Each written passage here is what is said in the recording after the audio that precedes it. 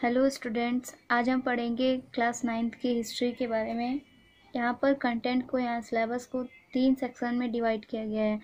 First section में आपको events and processes के बारे में बताया गया है, यानी कि घटनाओं और प्रक्रियाओं के बारे में इस सेक्शन में बताया गया है, जो कि 3 चैप्टर्स में डिवाइड किया गया है। In section 1, you will read about the French Revolution, the Russian Revolution and the rise of Nazism. Section 1 में आप फ्रेंच रिवोल्यूशन फ्रांसीसी क्रांति, द रशियन रिवोल्यूशन रूसी क्रांति एंड द राइज ऑफ नाजीज्म नाजीवाद के उत्थान के बारे में पढ़ेंगे। In different ways all these events were important in the making of the modern world. और आधुनिक संसार को बनाने में इन तीनों ही घटनाओं का अलग अलग तरह से महत्व है। Chapter 1 is on the French revolution. जो चैप्टर 1 है वो फ्रेंच रिवोल्यूशन से यानी कि फ्रांसीसी क्रांति से संबंधित है।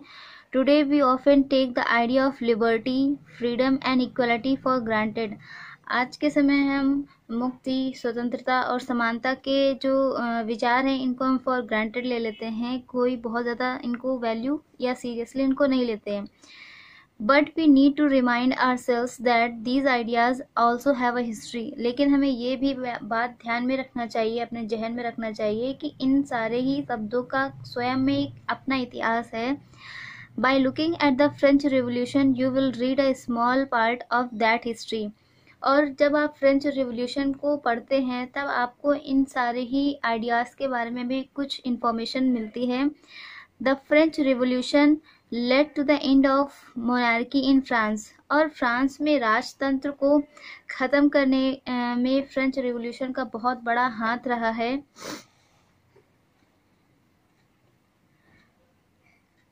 A society based on privileges gave way to a new system of governance।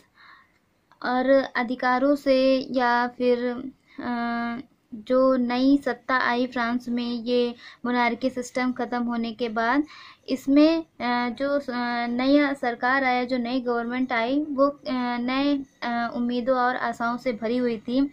The declaration of the rights of man during the revolution. इस क्रांति के बाद जो घोषणा की गई मानव अधिकारों की, announce the coming of a new time. ये एक नए समय के आने का अनाउंसमेंट रहा है कि अब यहाँ पर मोनार्की राजतंत्र को ख़त्म कर कर लोगों के अधिकारों के हित में सोचा जाएगा। The idea that all individuals had right and could claim equality became part of a new language of politics.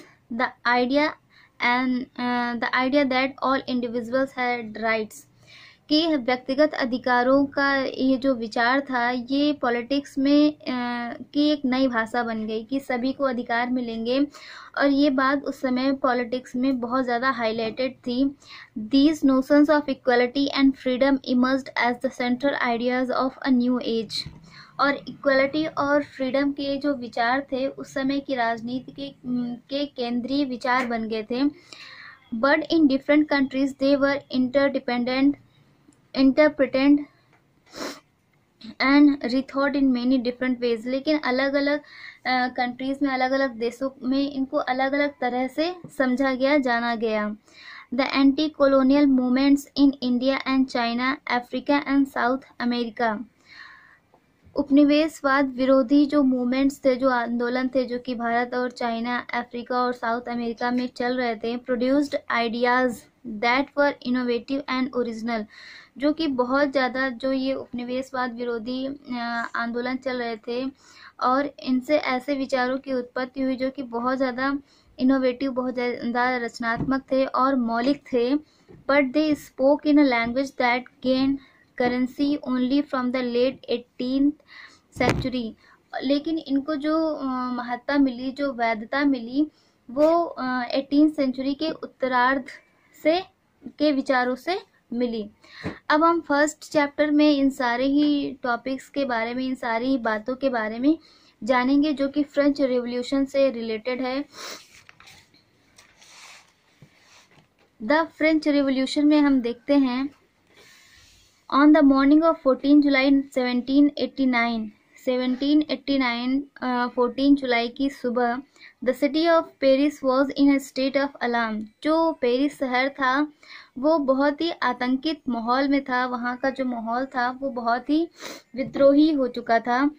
The king had commanded troops to move into the city. जो किंग थे, वहाँ के सम्राट थे, उन्होंने अपनी जो फोर्स थी उसको शहर की तरफ बढ़ने की आज्ञा दी। Rumours spread that he would soon order the army to open fire upon the citizens. और ऐसी अफवाह थी कि जो रूलर है, जो किंग है, उन्होंने वहाँ के नागरिकों के ऊपर फायरिंग करने का ऑर्डर दिया है। सम 7,000 men and women gathered in front of the town hall। लगभग 7,000 मेन और वीमेन वो टाउन हॉल के सामने इकट्ठा हो गए and decided to form a people's militia. और उन्होंने ये डिसाइड किया कि हम जनसेना बनाएंगे।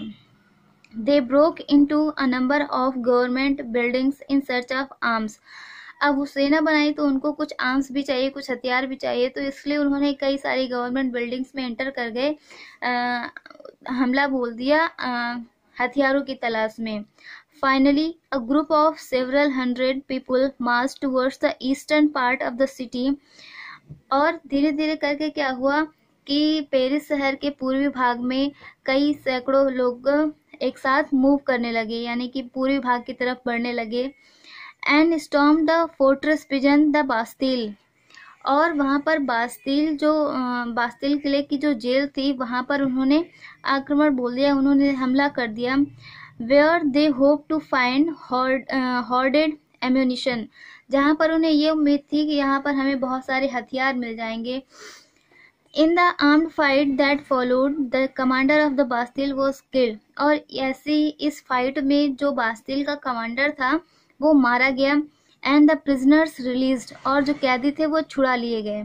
दो there were only 7 of them. हालांकि वहाँ पर सिर्फ 7 ही कैदी थे।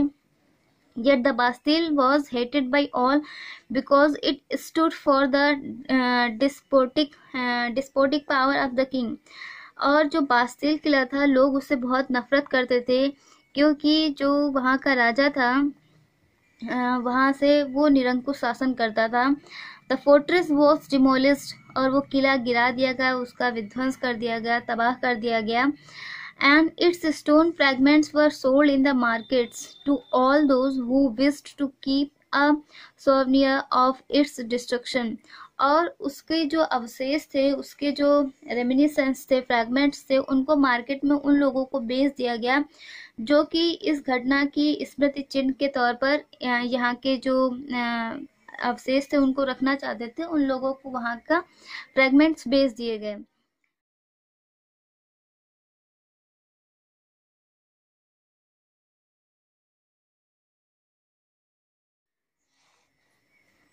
The days that followed saw more rioting both in Paris and the countryside। और 14 जुलाई के बाद से कुछ समय तक वहाँ पर ऐसी घटनाएं, ऐसे जो विद्रोह थे वो चलते रहे, पेरिस में भी और पेरिस के आसपास के ग्रामीण इलाकों में भी ऐसी घटनाएं होती रहीं। Most people were protesting against the high price of bread. और बहुत सारे लोग जो रोटी के जो बहुत ज़्यादा महंगे दाम थे, जो पाव रोटी के जो बहुत ज़्यादा हाई प्राइसेस हो चुके थे, उसके विद्रोह में भी प्रोटेस्ट कर रहे थे। Much later when historians looked back upon this time they saw it as the beginning of a chain of events that ultimately led to the execution of the king in France। और जो काफ़ी बाद में जो historians ने जब इन सारी incidents को एक बार देखा तो उन्होंने ये बताया कि जो ये फ्रेंच रेवोल्यूशन था, यहाँ की जो शुरुआत हुई थी वो बास्तिल के किले के इंसिडेंट से हुई थी। और किसी ने ये नहीं सोचा था कि इस इंसिडेंट से यहाँ के राजा को फांसी देने जैसा, यहाँ के राजा के ख़त्म होने जैसे तक घटनाएं होंगी। दो most people at the time did not anticipate this outcome. बहुत सारे लोगों को ये उम्मीद नहीं थी कि यहाँ से ये घटना ऐसी शुरुआत है जिससे कि यहाँ के राजा को मृत्युदंड भी मिलेगा। And how and why did this happen. और क्यों और किस तरह से ये सारी चीज़ें घटित हुई, ये सारी चीज़ें, ये टॉपिक्स आगे के वीडियो में कवर किए जाएंगे। यहाँ पर आप एक बास्तिल किला देख सकते हैं, वहाँ का उसका एक इमेज लिया गया है जहाँ पर सैनिक और जो लोग जन सेवा हैं वो विद्रोह कर रहे हैं और आक्रमण किया है उन्होंने इस पर। फिगर में दिया गया है storming of the Bastille, Bastille का विध्वंस। Soon after the demolition of the Bastille artist made prints commemorating the event. और बास्तिल किले के ध्वंस के बाद कुछ चित्रकारों ने इसके चित्र भी बनाए जो कि बास्तिल की याद में बनाए। Thank you.